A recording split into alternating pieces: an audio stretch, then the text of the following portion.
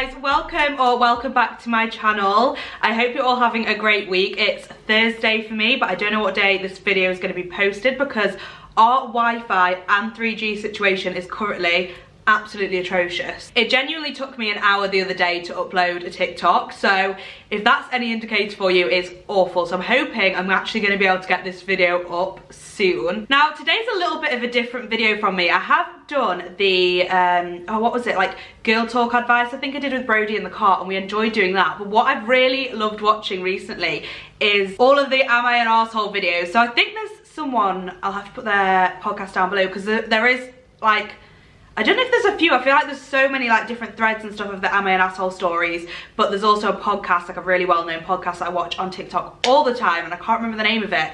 But they do like the Am I an Asshole. Why does it sound weird when I say arsehole? I feel like it should be Am I an Asshole. Are they American? I feel like it's because they're American. So like, am I an asshole? That's why it feels weird. But I'm just gonna say arsehole. So yeah, they do all of the Am I an Asshole videos and like podcasts and stuff, and they get some really good stories sent in. Anyway, I thought today I would gather some Am I an Arsehole stories and read them for you, and we can react together. I think I briefly looked through a few of them just to see if they were like any good, but I haven't read all of them thoroughly, so I'm very excited. Please let me know if you enjoyed this video, and if you want any more, you could always send me in your own stories, or we could do like a girl talk one again. But yeah, let me know what you think. Okay, I'm just gonna go and get straight into it because obviously there's a lot of reading to do. They're not super long. I think some of them are short, some of them are a little bit longer, but yeah, anyway, I'm just gonna get straight into the video, so I really hope you enjoy, and yeah, let's get into it. Okay, so this first one I had to read because from the initial, it always starts like am I the arsehole, and they say like a little statement and then they tell the story, and from the first one I immediately want to say yes. Am I the arsehole for logging into my friend's email account and declining her university offer of admission? We're gonna read it first. It says, please do not judge only after you have read everything.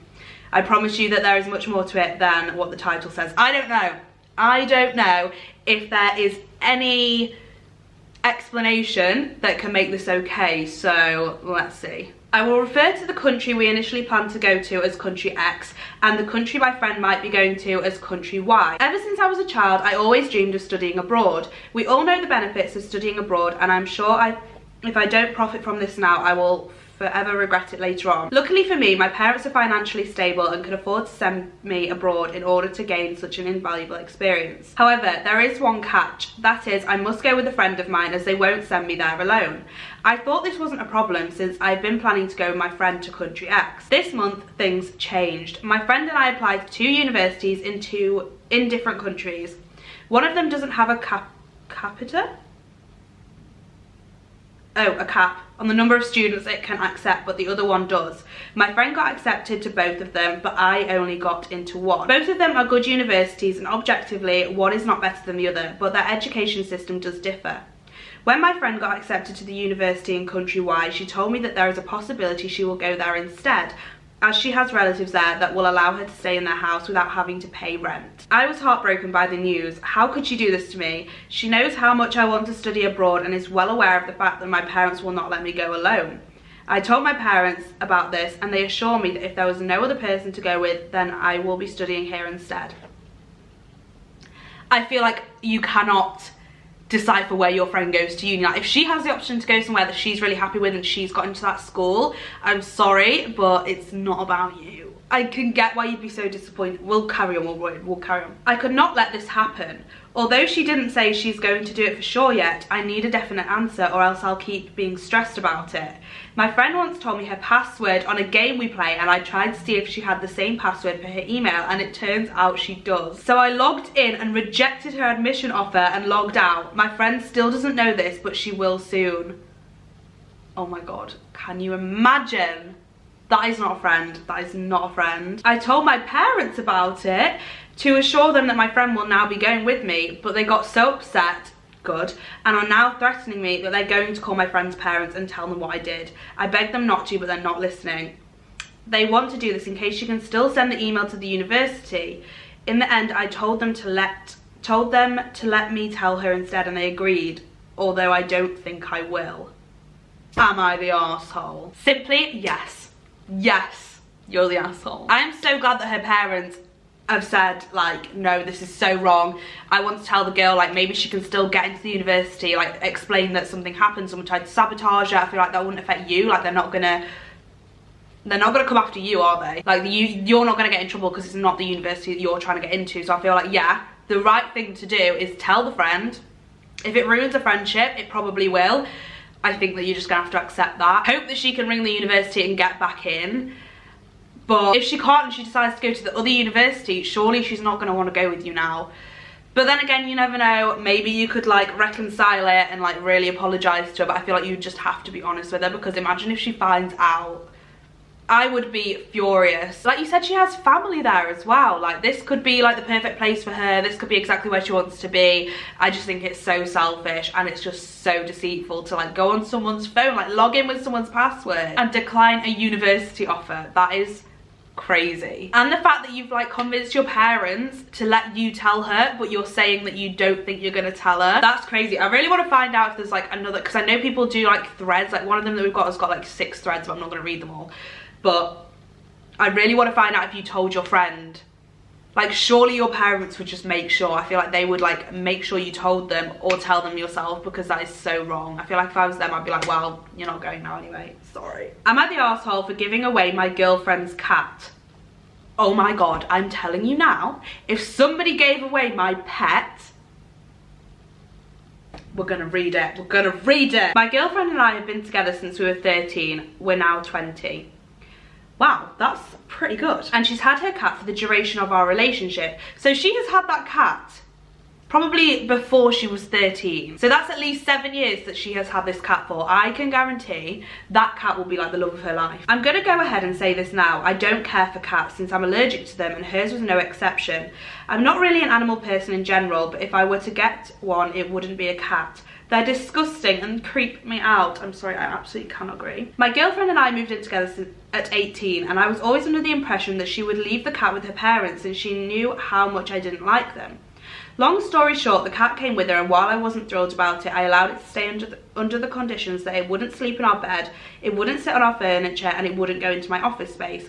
I feel like that's fair enough if she wants to bring, because if she's bringing it from her parents, then it probably could have stayed there. I mean, I don't know, but if it could have stayed there and she wants to bring it and you said like, okay, it's not sleeping in the bed, like fair enough if you're allergic to cats. Over the course of the last 2 years, I would come home from work and my girlfriend would be chilling on the couch with the cat after I'd asked her not to. Don't feel like that's bad. I'd get ready to climb into bed and there'd be cat hair on my sheets, so I know she let it in the bedroom. Not to mention, she has what I feel like is an unhealthy obsession with this thing. She's constantly talking to and cooing at it like it's a person. It drives me up the wall. That is normal. For a while, I slept in my office so I wouldn't have to deal with an itchy face and puffy eyeballs. With us being stuck at home now, it's even harder. I think this might be lockdown. It's even harder for me to have my own space. The straw that broke the camel's back was when I went into my office and found her cat sitting in the window. I'd asked time and time again for her cat to stay out of my space, and I feel like she's deliberately disrespected my wishes. So I found a walk-in surrender shelter today and dropped the cat off. I haven't told my girlfriend, and being that it's an indoor-outdoor cat, I hope she just thinks it ran away. I love my girlfriend, but her cat was legitimately our only source of conflict. Not anymore. Not when she found out you sent her cat to a shelter. Okay, firstly, I'm gonna try and be fair, because I feel like I said, if you are allergic to cats and you really don't like cats and she wanted to bring the cat and you said, please don't let it on the bed, I'm allergic, don't let it in my like personal office space, things like that, and then having to sleep in the office because there's cat hair all over your bed, I feel like fair enough, that's an issue. Like that's a conversation. It's a conversation. That's when you pull her aside and say, look, I really am not happy about this. I feel like you're disrespecting my wishes. It's making me ill that the cat's in the bed. Like I understand that being an issue, but the fact that you got rid of the cat, you didn't, first of all, ask her about that. Secondly, she could have rehomed the cat to a home if she was even willing to get rid of the cat, which I wouldn't be. Get rid of the boyfriend. She could have found the cat a home that she was happy with. I would definitely want to make sure it was going to a good home, not a shelter. Also, if she'd been living with her parents and the cat, could the cat have not gone and live with her parents again? Like I feel like if it had lived there for like 7 years, probably more, wouldn't it be better to see if it could go back to her parents' house? Because now, for one, your girlfriend's going to be devastated. If she thinks the cat has run away, she's going to be devastated. You're gonna have to talk to her. You're gonna have to console her while she's devastated about this cat and lie about the, like, where it's gone. Can you actually live with the guilt? Because I couldn't. I could never. Okay, this one's disgusting, but I just felt like I had to read it because, I don't know, I was baffled by this one. This is really gross. So it says, am I the arsehole for throwing away my friend's body count board? And it's not even what you think. It's very, I feel like this is very American as well. I might change some of the words because it's gonna make me cringe. I live in an apartment unit at uni with 3 of my friends. We get along just fine in every aspect except for one guy who does this absolutely disgusting thing. Friend DB thinks it's funny or cool, honestly I don't know, to pin his used condoms on a bulletin board to show off all the times he's had sex. I've asked him a million times to take it down or put it in his own damn room, but he leaves it up in the main living area for everyone to see.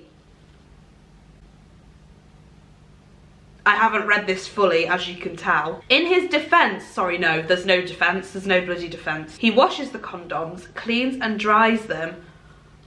What is going on? The bulletin board itself is really big and really expensive. He's designed it with Supreme stickers and a bunch of other things on it too.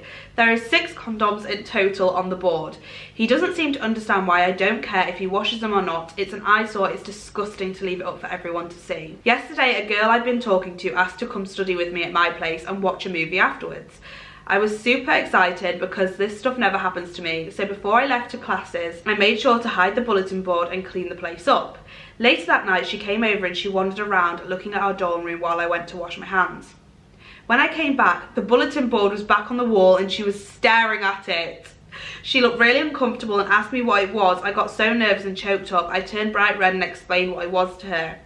The rest of the night was awkward and she didn't even stay to watch a movie. I'm not surprised. I wouldn't stay. I'd probably assume it was your board and you were trying to hide it. I took the bulletin board down after she left, smashed it into small pieces and threw it into the dumpster behind our building.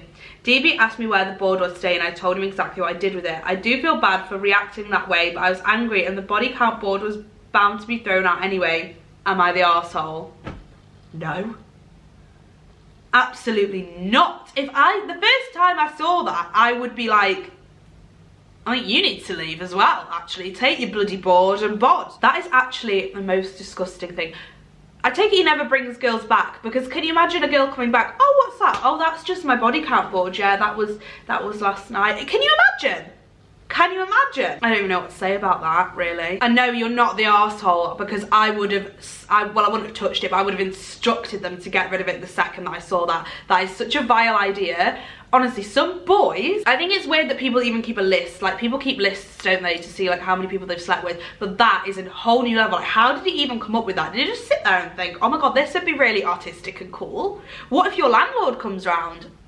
Vile, absolutely vile. Am I the arsehole for sleeping naked on top of the covers to teach my flatmate's girlfriend a lesson?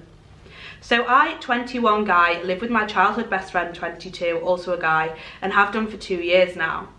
Up until last week, things were perfect between us. However, recently he got a new girlfriend, 23 girl, and she honestly seems absolutely great, except for one thing. She seemingly has a complete aversion to knocking. She and I have quite a lot in common. I actually like spending time with her. However, it bugs the hell out of me when she barges into my room without knocking first. Now, she's never walked in on me doing anything untoward. I'm usually chilling on my bed or studying at my desk. However, on at least 7 separate occasions now, she's done it first thing in the morning to ask if I want coffee. I sleep naked. Every time prior to the last one, I've been under the covers and she hasn't seen anything.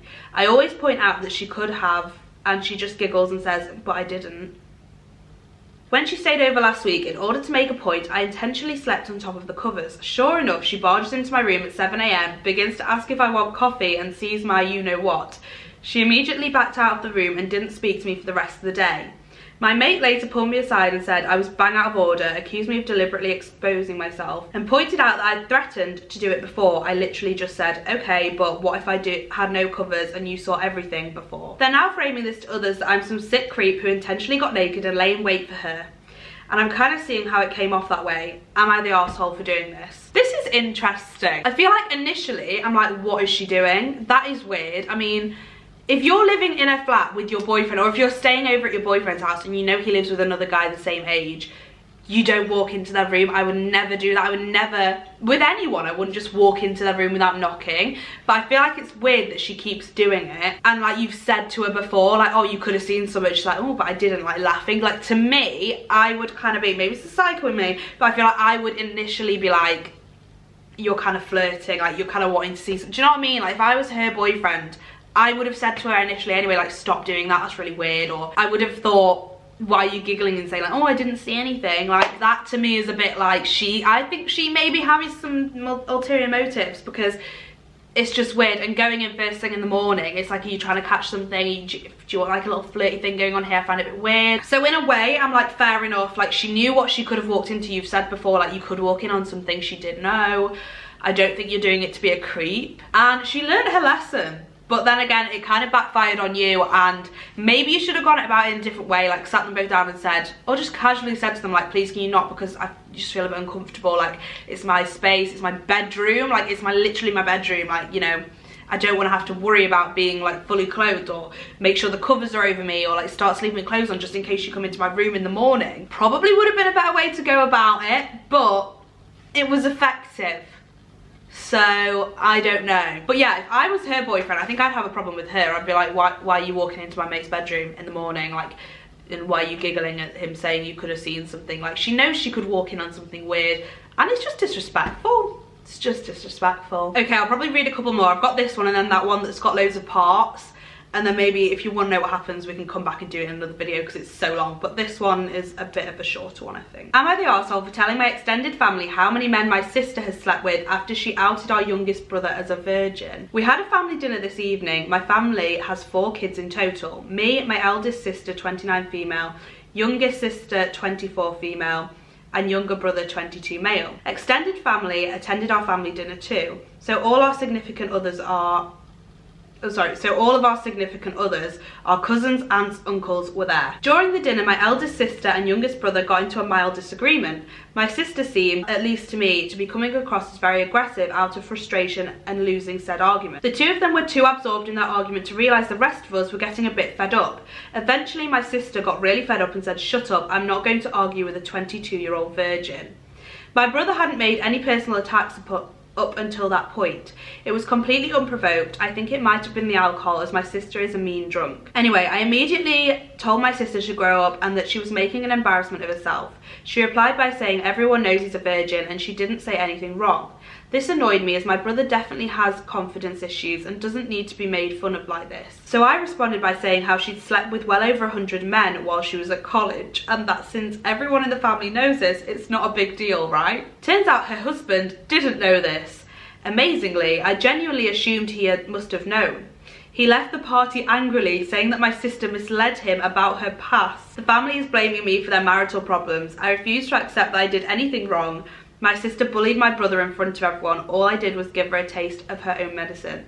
Am I the arsehole? Honestly, I feel like maybe she did get a bit of a taste of her own medicine. Maybe you shouldn't have said it in front of your whole family because, you know, it's kind of personal. But then again, you know, she was clearly trying to embarrass your brother and like saying, even if people think that, do you know what I mean? Like your whole extended family don't know if he's a virgin or not, and they don't need to know. Like, and especially like you said, he has confidence issues. Like that makes me really sad, because why would you want to do that to someone? So I can understand you standing up for your brother. I don't think you're a massive arsehole. I don't know, but that is so awkward that her husband literally walked out on the dinner. I mean, would you want to sit there really after that argument? Like, imagine sitting with your in-laws and somebody just outsat and you're like, sorry, I didn't know about that, and you start an argument, and then I feel like I would walk out. That is so awkward, like if that's being talked about with your family and it's the first time you're hearing everything. But yeah, that sounds like a very awkward family dinner. Okay, so this is the final one I'm gonna read, and it's a bit of a longer one, but like I said, it has like 6 updates, I think. So I'm just gonna read the initial story, and then maybe if we do another one of these, I can read the updates if you want to know. Yeah, it's been called P-Gate, the sequel. Am I the arsehole for not taking in my brother-in-law who peed on my stuff and blamed my cat? My 29 female husband, Ted, 34 male, and I have been together for 10 years. We met early in college and have dated all throughout. I graduated before him and took a semester for travelling while he finished so we could move to another state. He ended up having to repeat some classes, so when I came back we couldn't move yet and I had no place of my own. So I moved in with him and his roommate slash brother Ash, 32, male, while Ted finished school. I hope they're using fake names here because I'm just reading what they've written, so I'm assuming. Before moving in, I made sure that Ted cleared it with Ash and that I was bringing my male cat with me. They had a dog who was old, but Ash said he was fine with it. About 3 weeks after moving in, I started noticing that our bedroom smelled a lot like pee and we couldn't figure out where it was coming from. My cat is toilet trained, so I knew it wasn't him, and the dog couldn't go into our room because it was on the second floor and he had hip problems. I started finding clothes on the floor smelling like pee. I asked Ted and he said he had no idea. After 3 months of frustration and this happening about 2 times a week, I asked Ash if he was bringing the dog upstairs. He said no. At this point, I'm fed up. I stopped leaving clothes anywhere, but I was still finding pee in my shoes, my throw pillows, things like that. So you're actually finding pee. It's not just like it smells like you're finding it in your shoes. Ooh. After breaking down one day, Ash suggested it was my cat, marking his territory as male cats are known for doing that. He said it made sense as it was only on my things and it was a new place. If any of you have cats, you know that cat pee smells different than human pee. I trust my cat with my whole heart, so I set up a camera in our room. I was paying rent, my boyfriend knew about it, so I figured this way was the way to find out where the pee was coming from. Lo and behold, Ash, the brother-in-law, was coming into our room and peeing on my stuff. I'm sorry, what? Can you imagine watching that take back and your brother-in-law walks into your room and pees on your stuff? I initially thought he was like sleepwalking. I thought it was at night, like while they were there, but I don't think it was. I think it's when they're not there. Like I don't think it's in the night when he's like sleepwalking. Sorry, my SD card got full, so if I've moved, that's why. When I saw the video, I packed my things and cat and went to stay with a friend until Ted finished college and we moved.